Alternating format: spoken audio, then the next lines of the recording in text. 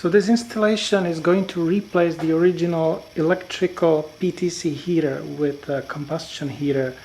And if you are not ready to make it in one night or one day, which is my case, then you have to be strategic. So in my case, what I do is I want to first install the wiring, and if I have enough time, I'll do fuel line. I'm going to put the wires through top of the front hood, and whatever excess wires I want to retain here, because I don't want them to be down somewhere and possibly falling on the street as I ride. So I have pushed the wires here, the extra wires, and here will be a fuse box. There will be 3 fuses here. So far no fuses because I don't want to have any connection. And then here goes the brown wire, the red wire. So far it's just like this, but I'm going to connect it at the end to the battery. And the last step will be, of course, adding the fuses. So now I have the wires here. One wire, another wire. Just take all the wires, all the connectors that will be needed here, and I'm going to use duct tape to affix it just temporarily.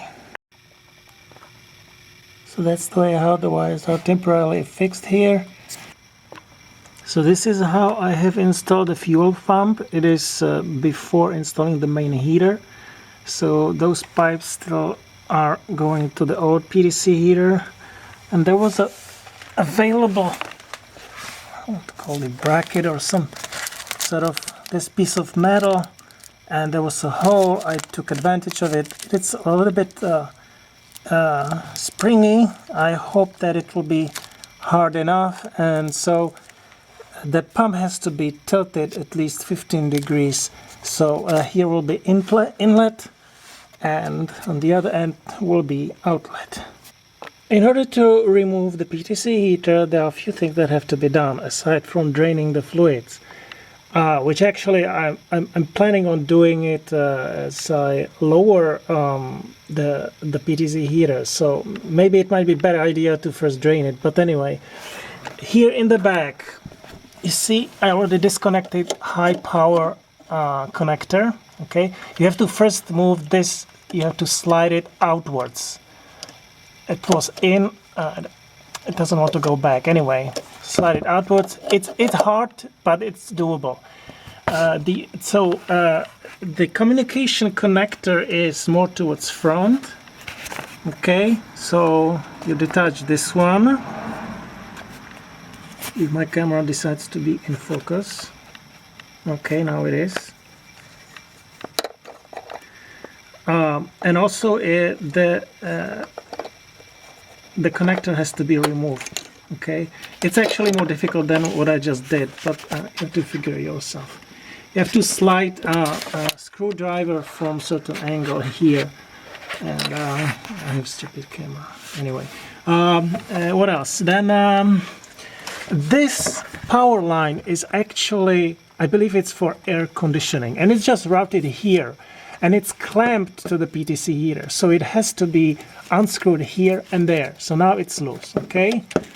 And the PTC heater is anchored through 2 front bolts here and here, and then in the back. I'm not sure I can slide my camera there.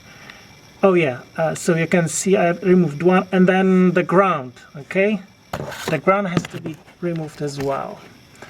Okay, I think at this moment I'm ready to drain the heater fluid. So now the heater fluid has been drained from the PTC heater, and I can complete the removal. I need to remove the hoses and the last 2 bolts over here. So here's my drain fluid, and here is the heater with brackets.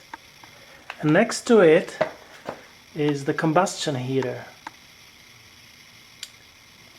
So this dimension is shorter, right? This dimension is a little bit bigger, and as for thickness,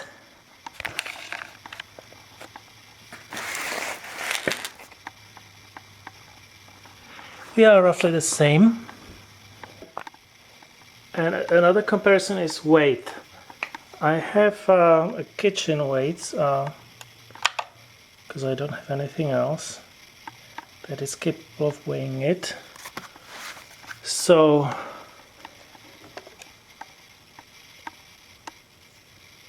the combustion heater is 2.7 kilo.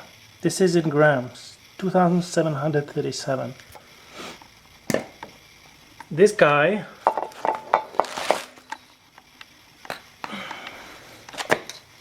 is much heavier. Actually, I don't know how to put it on. Maybe this way. It's 4,735. So it's almost 2 kilo heavier. And I want to detach these brackets and bend them such that I can use them for this bracket, so that the distance between all of these holes will match the original distances, so that I can use the original holes. I don't want to drill additional holes into the vehicle. So I have taken dimensions between these holes, this distance, and also the depth relative. This is front, this is rear.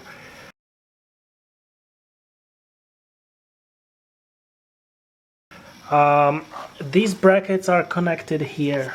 So in order to be able to connect the new heater, I'm going to cut it. Okay, I want to have these two separate. The same applies here. There is a connection between these two brackets. It's kind of one bracket, so I'm going to break it into two because the distance does not match the distance on this bracket. It's a little bit shorter here. Also, I want to have the heater to be a little bit recessed, just like this one, but maybe a little bit more. There is certainly room for the heater. So, okay, let's begin the cutting work. So this is how it looks like. So these are actually the portions of the original brackets from the back of the heater that attached the rear portion of the heater. These are from the front. I cut them and I flit them. Plus, they have been flattened to some extent. They used to be a right angle, but I flattened it partially with just a regular hammer. Okay, so that's one thing. And second thing, to attach it to this bracket, I used these from Home Depot 1/4 inch 20 times 3/4 inch zinc plated machine screws. Actually, because these have to be flipped, the holes in it are too big, so I had to use wing nut. It's 1/4 inch times 20. It's also from Home Depot. So now, and also these are partially flattened. In order to position the heater as high as possible, what I'm gonna also add are these rubber washers. They came with the heater kit, and they are supposed to be mounted between the bracket and the body. In our case, I'll mount it between the bracket and the other bracket, the black bracket. So in this case, it will actually lift it a little bit higher because we will be with the heater actually pretty low. So this is the first one, and I'm going to add all of the other three. So here is assembled bracket and the heater. Let's see how it fits. Okay, this will be front, this will be back, this will be left side, this will be front, right. So here is the heater. I was pretty lucky. Two brackets here, two brackets over there, and it doesn't move. It fits very snugly. So very good. And now I have to connect houses. I'm thinking actually to do some insulation because I think this plastic shield might be touching it, and this thing gets pretty hot. So I don't want to have any plastic meltdown. The kit came with these adapters that help to overcome problem in case that the diameter of the houses is smaller. Well, the diameter of the iMiEV hose is just too small. I have really hard time to put it in, so I have to sand it, brush it, the edges, so that it becomes a little bit thinner. The other end will go to combustion to the parking heater. So now I have installed the pipes, water pipes. This is outlet that goes to the heater core, and this goes from the original water pump from the reservoir all the way to the parking heater. Okay, and now I'm going to do air inlet. So the air intake pipe is installed, and it's being routed towards front of the vehicle and up into the little trunk. And now exhaust pipe is ready. It has been quite of a project because the pipe is made of metal, and it had to be cut somewhere in the middle to put a muffler. The muffler was actually hooked up here through a body part, so I just removed that bolt and hooked up the muffler. Before I complete, I have to also insulate the whole exhaust system because it will get too hot, and I don't want the heat to be in the wrong place. So fuel line starts here, suction rod. It's connected to filter, and then fuel line which goes all the way down to the heater. As a fuel tank can be used this bottle from Target. It's 24 ounces size. It's made of steel, so it's certainly safe. So now the fuel line is completed. Here is fuel pump. This is inlet into the fuel pump from trunk, and then from the fuel pump it goes here and returns back into the parking heater. The fuel pump has to be tilted upwards in order to operate properly.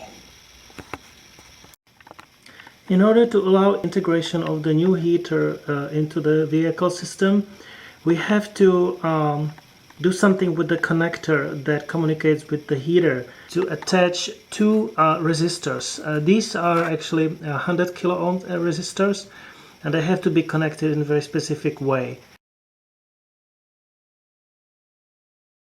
Most importantly, the water pump will be powered.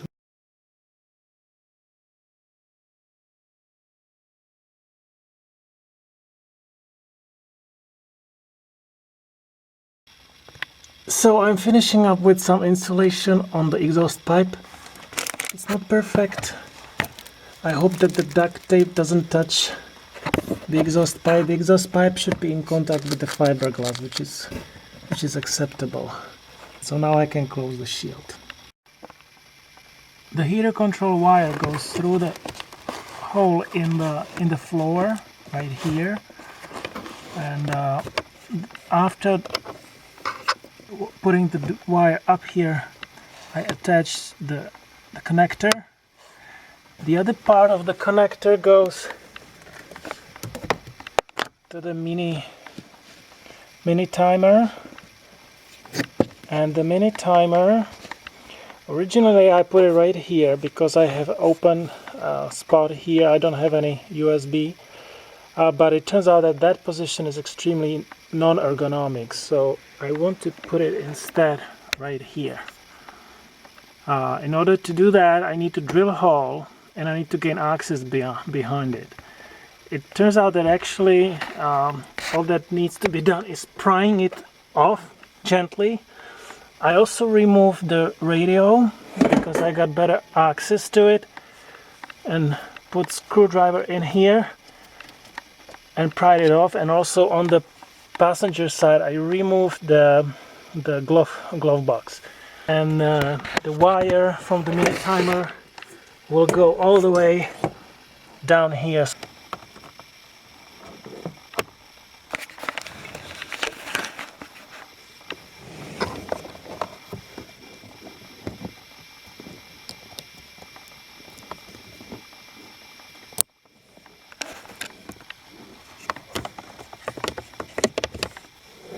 So I just connected the battery terminals. The red, it's actually hidden over there. And here's the fuse box. I'm going to add fuses and try to trigger the system. So now the multimeter is multi-timer is connected. I'm going to set up time. This is first pre-warm-up, this is second,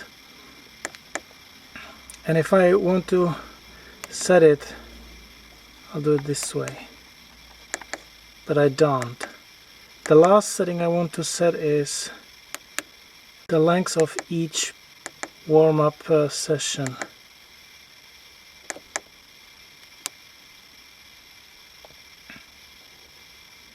And I'm going to set it to 1 hour. Now if I want to turn it on, regardless of whether the vehicle is started or not, you see I have no key in the ignition. I press this button first to see the display, and for the second time. And now the heater starts. And at any time I can just turn it off.